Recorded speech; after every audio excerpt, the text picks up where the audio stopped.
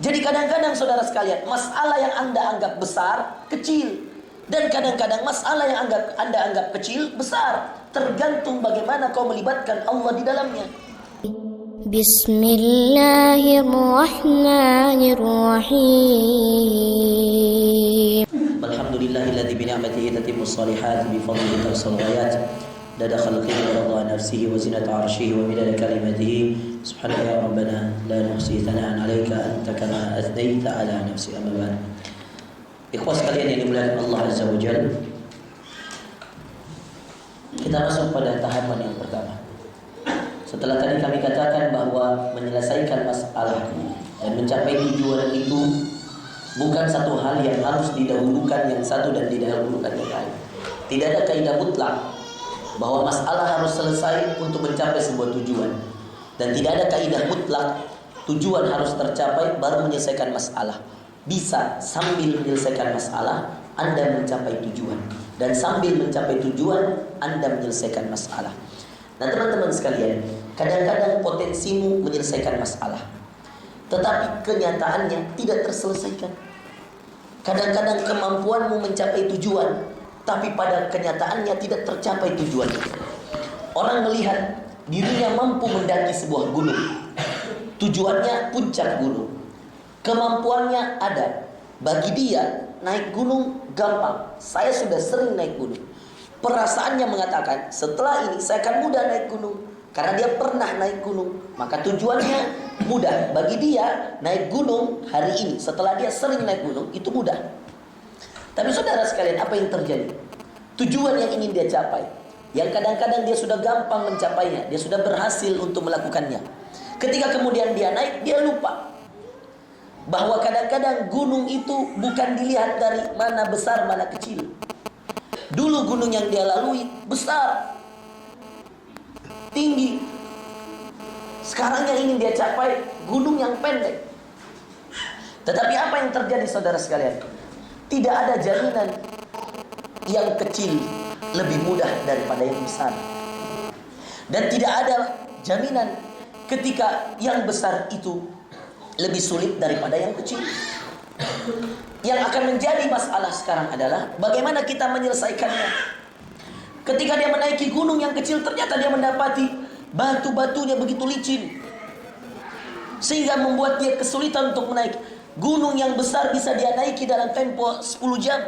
Gunung yang kecil sudah setengah hari, 12 jam, dia belum sampai walau setengahnya. Jadi kadang-kadang saudara sekalian, masalah yang Anda anggap besar, kecil. Dan kadang-kadang masalah yang Anda anggap kecil, besar. Tergantung bagaimana kau melibatkan Allah di dalamnya. Yang besar jadi kecil, kapan Allah terlibat? Yang kecil jadi besar, kapan engkau sombong? Kenapa dia mendapatkan gunung kecil berat? Karena muncul perasaan, saya sudah sering, saya sudah gampang, saya sering naik gunung. Yang besar dari ini saya sering. Pas dia naiki berat, kepleset, naik kepleset. Barulah dia sadar, sudah 12 jam dia habiskan, tengah gunung pun belum dia sampai. Kenapa? Muncul perasaan mengandalkan diri, tidak melibatkan Allah. Dulu ketika baru awal naik gunung, dia katakan dalam hati, ya Allah, tingginya ini gunung, mampu gak ya saya menaiki gunung ini? Faham gak maksud saya? Faham gak? Ngerti gak sampai sini? Saya sengaja kasih contoh-contoh dulu, baru saya nanti kasih ayat Quran. Itulah manusia saudara sekalian. Ketika mereka sudah merasa hebat, ketika mereka sudah merasa jauh lebih dahsyat amalan-amalannya, maka mereka kadang-kadang melupakan Allah. Ketika kemudian mereka butuh kepada Allah, mereka justru semakin jauh dari Allah. Ada orang-orang yang kemudian ketika mereka baru mengawali masalah, baru menghadapi masalah, langsung yang paling pertama dia ingat Allah. Ketika kemudian baru mau melahirkan, Allah. Nanti ketika sudah anak ketiga, dia sudah mengatakan, saya sudah sering melahirkan. Ternyata pas anak ketiga lebih dahsyat sakitnya daripada anak pertama. Itu tadi saya katakan, ketika dia mau menaik gunung pertama, dia mengatakan, ya Allah, mampu gak hambamu yang lemah ini menaiki gunung yang begitu tinggi? Subhanaka ya Rabb, Allah, Maha suci engkau ya Allah. Engkau maha agung, Engkau menciptakan gunung ini. Nanti setelah dia naik 10 gunung, pas mau naik gunung yang lebih rendah, dia mengatakan, ini kecil. Muncul perasaan sombong. Disitulah Allah tidak terlibat. Dan kapan Allah tidak terlibat, maka yang susah jadi tambah susah, yang mudah jadi susah, dan yang susah jadi tambah susah. Itulah kenapa Allah mengatakan dalam sebuah ayat di dalam Al-Quran, agar kalian selalu berserah diri kepadanya pada perkara yang mudah maupun pada perkara yang sulit, agar engkau berserah diri padanya. Inilah yang dinamakan tawakal, ilmu yang Allah ajarkan. Ada kadang-kadang saudara sekalian, ilmu itu tidak perlu terlalu dipelajari, tapi perlu diyakini. Itulah ilmu agama. Agama itu saudara sekalian yang dimuliakan Allah Azza wa Jalla, tidak perlu kemudian Anda berbanyak-banyak berfikir untuk menikah. Tidak perlu Anda terlalu banyak memikirkan bagaimana caranya, bagaimana ininya, mampu nggak saya, di mana uangnya, dari mana asalnya, di mana pekerjaan saya. Kadang-kadang ilmu agama ini hanya butuh satu, Anda ketahui; dua, Anda amalkan; tiga, Anda yakini. Terlalu banyak membaca, maka engkau tidak akan pernah mengamalkan. Terlalu banyak memikirkan, maka engkau akan sulit mengamalkan. Ada ikhwah 10 buku tentang menikah dia beli di Gramedia. Dia baca, semuanya dia baca. Masya Allah, sesuai dengan jumlah bukunya, setelah 10 tahun belum menikah-menikah. Beli buku 2003 sampai 2013 belum menikah-menikah. Saya katakan, akhi, untuk menikah itu tutup bukumu, datangi rumahnya, lamar lewat orang tuanya, lalu sampaikan apa adanya. Disitulah ada ketawakalan kepada Allah. Betul atau tidak? Untuk menyelesaikan masalah ikhwas sekalian, kita butuh amalan-amalan. Maka ada ilmu tawakal saudara sekalian, yang kata Allah di dalam Al-Quran, wa tawakkal 'alal 'azizir rahim alladzi yaraka hina taqum wa taqallubaka fis sajidin innahu huwas samiul alim. Dalam Asy-Syu'ara ini ilmu saudara sekalian, bahwa ada masalah tidak butuh kekuatan, tidak butuh pikiran, tidak butuh ilmu, tidak butuh tenaga. Yang dia butuhkan penyerahan diri kepada Allah. Tawakal. Kau lemah, tapi kau punya yang maha kuat. Kamu miskin, tapi kau punya yang maha kaya. Kamu tidak berdaya, tapi kau punya Al-Aziz, Al-Jabbar, yang maha berkuasa. Innahu ala kulli syai'in qadir. Dia maha berkuasa atas segala sesuatu. Idza arada syai'a, jika dia mau sesuatu itu terjadi, ayyaqula lahu kun fayakun. Dia cukup mengatakan kun, jadi, maka fayakun, terjadi. Anda hanya perlu ilmu ini saudara sekalian. Kadang-kadang ada masalah tidak perlu diselesaikan dengan banyak berfikir, cukup dengan berserah diri. Apa itu? Wa tawakkal, bertawakallah, berserah dirilah. 'Alal 'azizir rahim, kepada yang perkasa lagi yang menyayangi, yang maha perkasa, perkasa atas segala sesuatu, kuat atas segala sesuatu, mampu untuk menyelesaikan sesuatu. Al-Aziz, berserah dirilah padanya. Ya Allah, hamba lemah, hamba enggak tahu bagaimana cara mendapatkannya. Ya Allah, hamba bingung bagaimana cara menyelesaikannya. Tapi hamba yakin Engkau lah yang maha mengetahui, dan Engkau lah yang paling tahu bagaimana cara menyelesaikan masalah saya. Wa tawakkal 'alal 'azizir rahim, berserah dirilah kepada yang maha perkasa, lagi maha mendengar, lagi maha menyayangi. Dia perkasa untuk menyelesaikan masalahmu. Dia menyayangimu meskipun engkau berada dalam kesulitan, meskipun engkau berada dalam keresahan. Dia selalu datang dengan kasih sayangnya. Itulah Allah. Kapan? Alladzi yaraka hina taqum. Kapan berserah diri itu dikatakan bertawakal?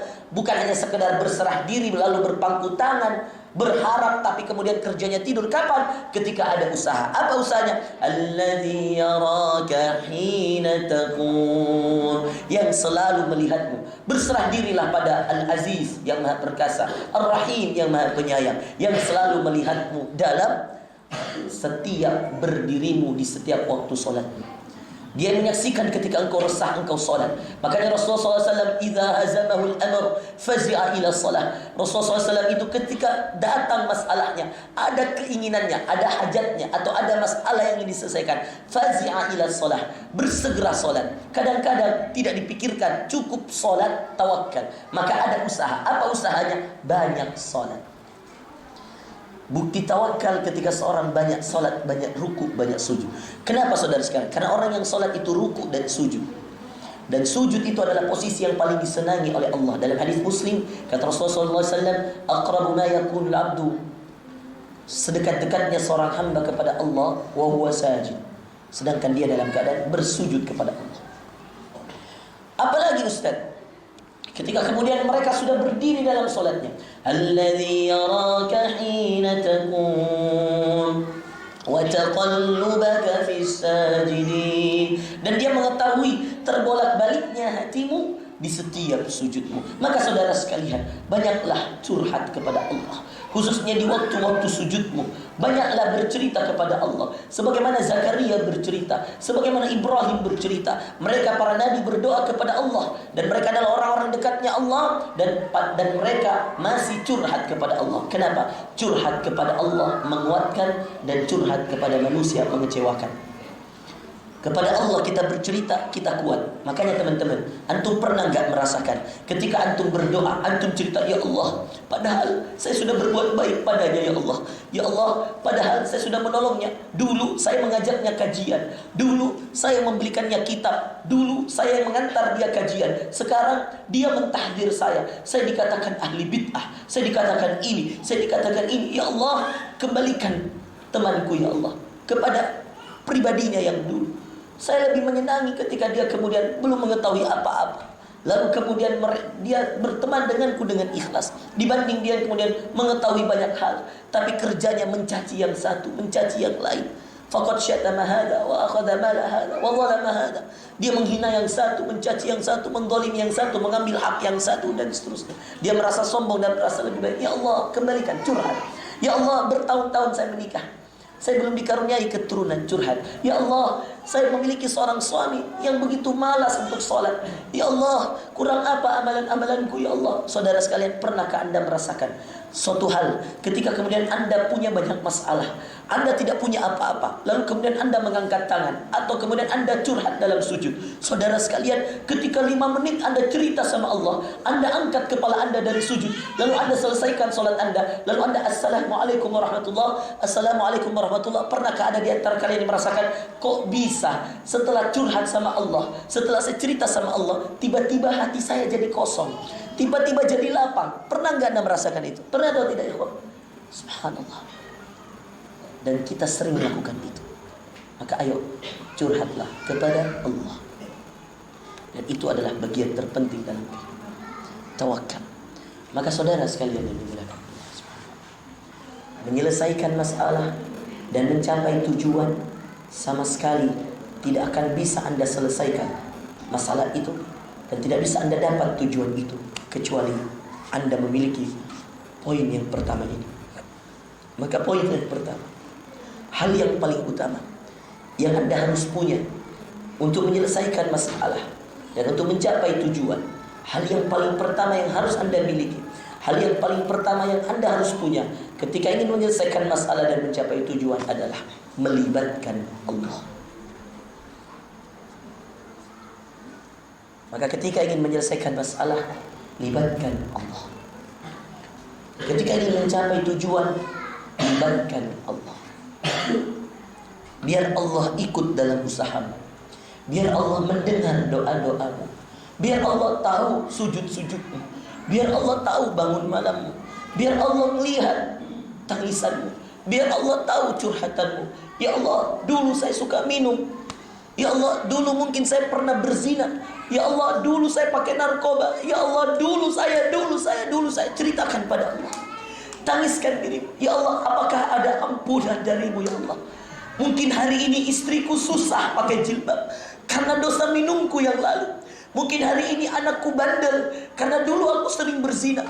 Ya Allah, mungkin hari ini masalahku gak selesai-selesai, hutangku gak selesai-selesai, karena dulu aku riba, dulu aku halalkan segala cara untuk mengayakan diriku, ya Allah. Maka ketika Engkau menghukumku, ya Allah, kepada siapa lagi aku meminta agar hukumanku diangkat? Ketika Engkau mencabut rahmatmu dariku, kepada siapa lagi aku meminta rahmat? Ketika Engkau mengangkat ampunanmu, tidak memberikannya kepadaku, kepada siapa lagi aku minta ampunan? Curhat saudara, itu menguatkan. Libatkan Allah dalam setiap masalahmu, ungkit dosa-dosamu, angkat masalah-masalahmu pada Allah. Jangan ceritakan dosamu pada manusia, karena Allah telah menutup aibmu dan itu diharamkan. Allah menutup dan Anda membuka, itu tercela. Allah itu maha menutup aib-aib. Maka tutuplah dari manusia, tapi bukalah di hadapan Allah. Tidak ada yang tertutup di hadapan Allah. Anda pernah berzina, katakan, ya Allah, saya dulu berzina di saat saya belum mengetahui ilmunya. Ya Allah, saya tahu itu dosa besar. Sekarang saya mengerti, ya Allah, ilmunya. Apakah masih ada ampunan untukku? Wa may yaghfiru dzunuba illallah. Siapa yang mengampuni dosa kecuali Allah? Siapa yang memaafkan kecuali Engkau, ya Allah? Jika Engkau tidak memaafkanku, ya Allah, kepada siapa lagi aku minta maaf, ya Allah? Jika Engkau tidak mengampuniku, ya Allah, kepada siapa lagi aku meminta ampunan? Ikhwas sekalian yang dimuliakan Allah, libatkan Allah. Yang berat jadi ringan, yang susah jadi mudah ketika Allah terlibat, saudara. Maka hadirkan dalam setiap kegiatan, hadirkan dalam setiap doa Allah, hadirkan dalam setiap masalah Allah. Ketahuilah, yang bisa memudahkanmu menyelesaikan masalah Allah, dan yang bisa kemudian memudahkan untuk mencapai tujuan juga Allah. Maka ketahui saudara sekalian, tidak ada orang yang bisa selesai masalahnya dengan mudah kecuali dia melibatkan Allah. Dan tidak ada yang kemudian bisa menyelesaikan, mencapai tujuannya dengan mudah kecuali dia libatkan Allah. Dan makanya dalam ilmu surah Al-Fatihah yang kita pakai dan kita baca setiap kali salat kita, minimal 17 kali kita ulang, saudara sekalian, di setiap harinya, minimal 17 kali, saudara sekalian.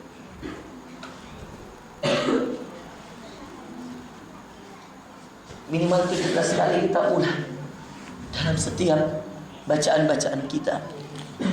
Kita mengatakan iyyaka na'budu wa iyyaka nasta'in. Coba resapi kalimat ini. Iyyaka na'budu wa iyyaka nasta'in. Ya Allah, hanya padamu aku menyembah, beribadah, dan hanya padamu aku meminta pertolongan. Kalau Anda maknai dua kalimat ini, menyembah, meminta pertolongan, kepadamu aku beribadah, maka kita boleh mengatakan bahwa semua tujuan kita ibadah, kecuali di dalamnya ada dosa dan riya, ada kesombongan. Maka kalau ada di antara kalian yang menjadi mahasiswa lalu mengatakan, ya Allah, bantu aku untuk memahami ilmu di kampus agar aku bisa menjadi manfaat bagi orang banyak, itu ibadah. Bukan hanya sekedar, ya Allah, berikan aku IP yang tinggi agar aku bisa S2. Itu tidak ibadah, saudara. Bukan ibadah itu hanya dengan memperbanggakan diri, dapat nilai mumtaz, dapat nilai IP yang tinggi, bukan ibadah. Tapi kalau ibadah, Anda akan dimudahkan Allah. Makanya Anda kadang-kadang melihat orang nilainya jelek di kampus, keluar dari kampus, dia jadi pimpinan perusahaan, dan temannya yang paling bagus nilainya di kampus waktu itu jadi pegawai di perusahaan itu. Kenapa?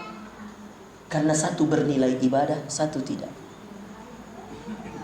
Maka yang bernilai ibadah dimudahkan Allah, berkah ibadah itu. Maka coba lihat ayatnya, iyyaka na'budu wa iyyaka nasta'in.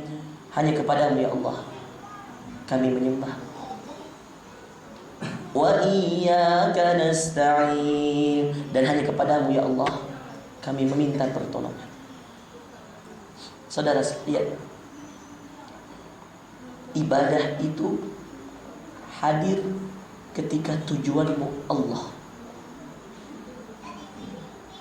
Maka lihat baik-baik tips yang kedua untuk orang yang beribadah, untuk orang yang ingin mencapai tujuannya, niatkan ibadah. Dan tips yang kedua untuk orang yang ingin menyelesaikan masalahnya, mintalah pertolongan. Niatkan ibadah karena Allah, mintalah pertolongan dari Allah.